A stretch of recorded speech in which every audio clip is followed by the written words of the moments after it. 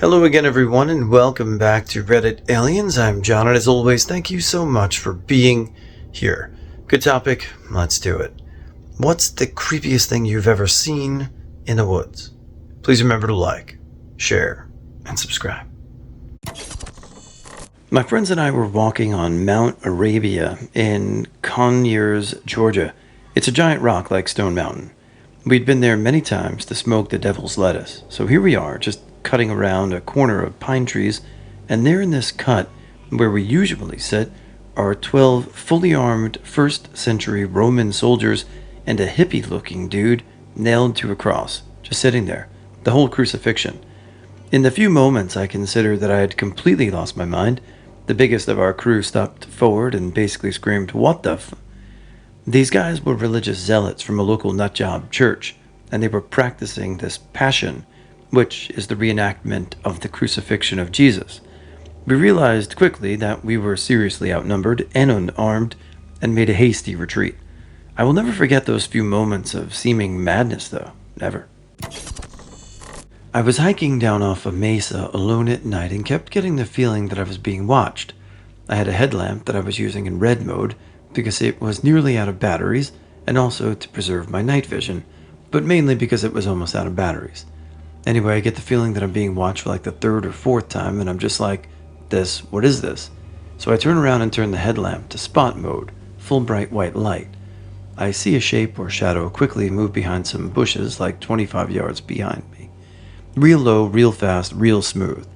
I stood there for maybe a minute, weighing my options, and decided I pretty much had none, and then just had to keep hiking. I started making more noise and tried to look bigger, like by spreading my arms with a rain jacket.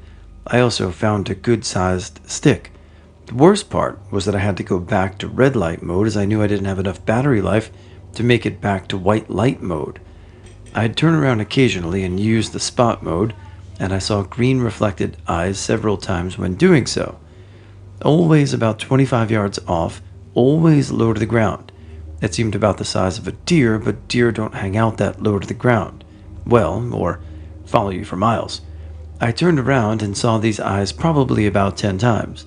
I called my friend after I kept seeing the eyes and hiked the rest of the way down talking to him, basically saying, "If I don't get back in about an hour, here's where you can find my body."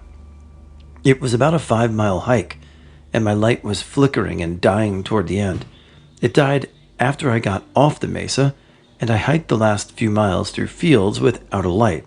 Luckily, it was a clear night. The stalking stopped once I left the mesa, at least I think, and that's the story of when I was stalked by a mountain lion all the way off his mesa. I think I was in his hunting territory, and it had only just gotten dark. I'm pretty sure he was curious more than malicious, but man, yeah, it's pretty creepy knowing that you're being followed and watched by a mountain lion. Avid hiker and nature lover here, I've got a couple of stories. A recent one was on a pretty popular and well-kept trail in northern Wisconsin. I visited the trail frequently in my early 20s. It had a couple loops ranging from just over a mile to a couple reaching nearly 7 or 8 miles. One year I noticed that someone or some group began to place animal bone effigies along various trails. These bones were cleaned and bleached, like a stark white without any staining. It started with just little bones inserted into rotting trees and stumps, and then I started finding bones tied together with twine and weird symbols hanging from trees just off trail, usually significantly above eye level.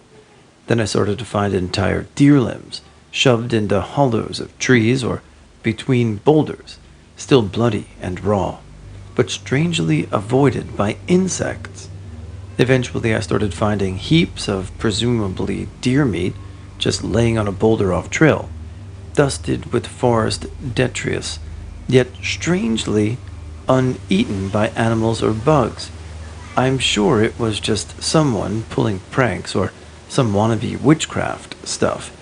It was just odd because I walked that trail several times a week during all hours of the day, from nighttime to morning or noon, rain or shine or snow, and never saw anyone hanging or arranging things like that.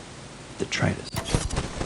I found a graveyard dating back to the 1700s. I found an abandoned house with no access point, with trees growing through the floor and out of the roof. The thing is, it didn't look like a hunting cabin. It was definitely just a small house, and it wasn't terribly old, maybe mid 20th century. I still had pictures hung up in furniture in the house. No yard or driveway, like it was just plopped down in the middle of the woods. The floor was busted up with holes everywhere, very creepy. There used to be an area called Vampire Hotel in the woods of LBL in western Kentucky, which was some sort of concrete structure that some kids who thought they were vampires used to meet at. The kids ended up murdering 2 people in Murray, Kentucky many years ago. I've never actually been there, but I've heard about it many times. Speaking of western Kentucky, there's also a legend of a small town in the woods of Carlisle County called Elsewhere. The story of the place is pretty creepy, but I've never known anyone personally who has seen the place. Here's an article about it, though. That's a pretty awesome read. It sounds like some creepypasta stuff, though. I know most people have their ghost stories and their weird stuff in the woods. For me, though, it's something natural. The cloudy-eyed deer. There's a deer in the neighborhood that has one cataract eye. The other eye is normal, but the cataract eye literally looks cloudy, so it's the cloudy-eyed deer. I live in a suburban area. The deer is what I've called a city deer. See, regular forest deer will run at the slightest movement. They'll stare at you until you blink, and then they run as fast as they can in the opposite direction. City deer don't give a... City deer will walk in front of your car, daring you to try and run them down. They'll keep staring at you until you back off, not running at the first opportunity.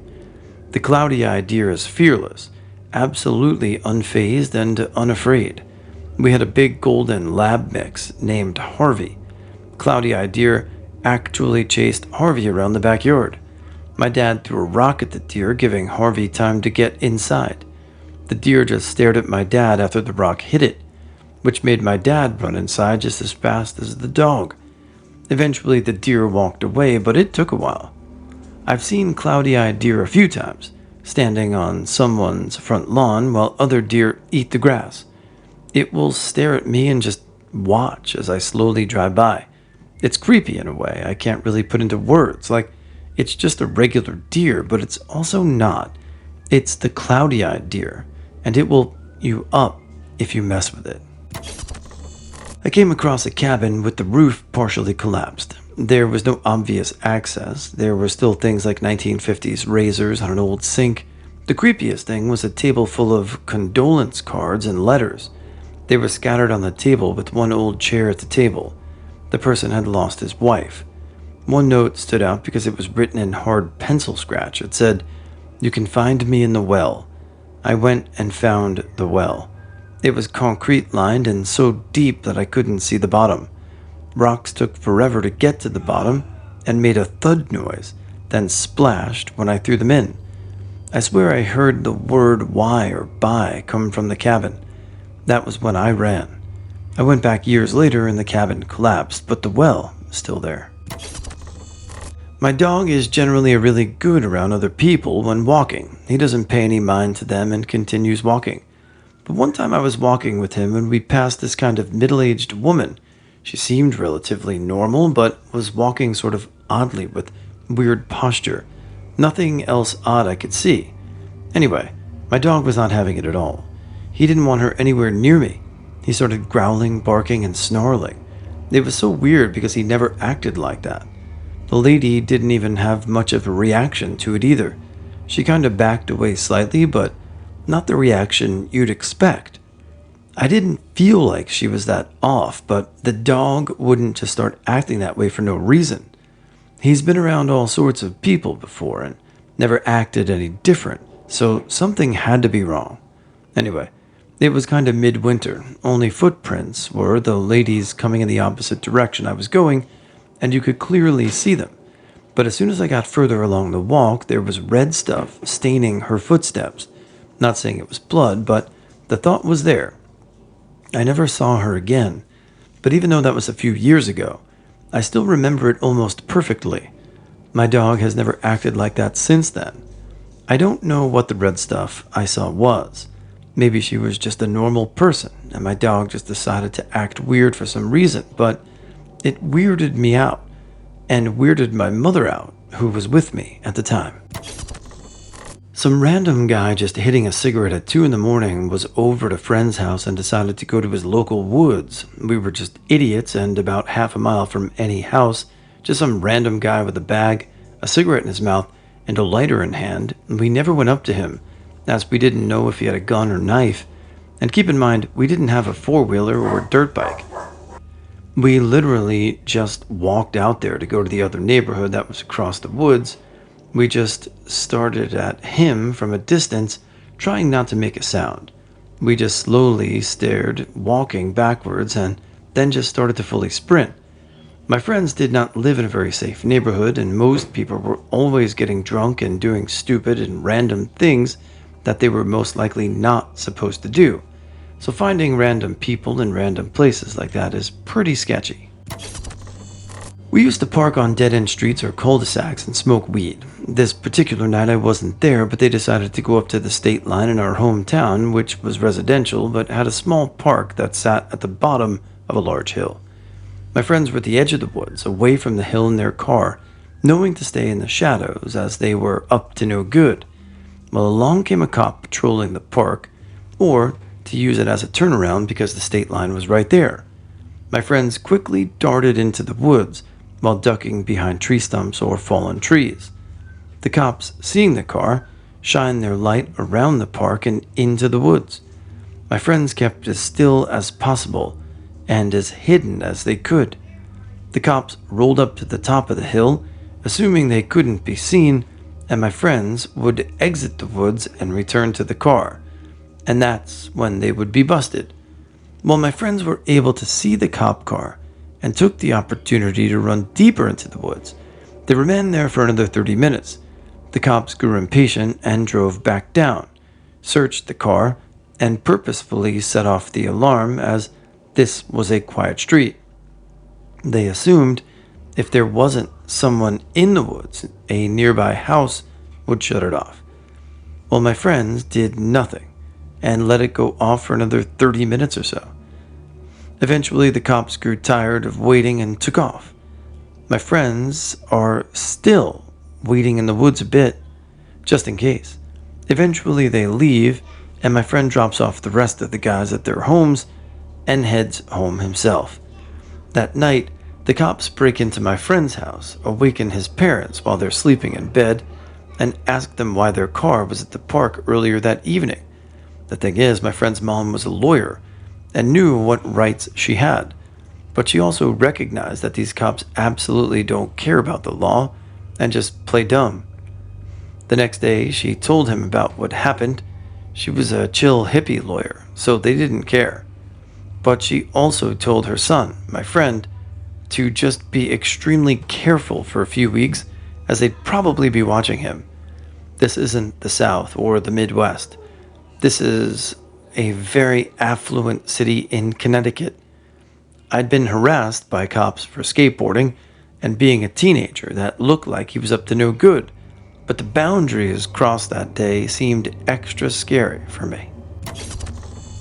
I was living in Hampton Roads, Virginia, and liked to go to this old college campus called Tidewater Community College by the James River. From what I heard, it used to be a military munitions depot. The campus had tons of abandoned buildings all around, great fishing spots by the shore that overlooked the bridge, and used some of the crumbled building material as bulkhead, big fields for families to play and hang out, and was just a popular place in general. There was a great expanse of forest with structures lost to time inside of it as well. One night, after a bad hurricane, I came to check out the damage. I was on a road near the water when I noticed that it had partially washed out up ahead. So I went to turn around in my car and flip my high beams on. As I pulled forward to leave, I immediately noticed lots of eyes staring back at me from the chained-off trail entrance to the woods. Deer, of course. But then I noticed one of them looked off. No, it wasn't a skinwalker, sorry, but it was an effing donkey. I was miles and miles from any active farmland at the time. It skeeved me out badly for some reason, and I left in a hurry. I always wonder how it ended up there. This is my dad's story from when he was a British Army soldier in Germany sometime in the 80s. He and 7 other soldiers were on a course with a long range patrol school in the Black Forest, and they went out to do their final assessment and exercise for it, and they were to set up a listening post in the middle of nowhere. He does remember them being fully armed, as in live rounds, but he's not entirely sure. They set up the position and were watching and waiting like they were told when they heard something running toward them.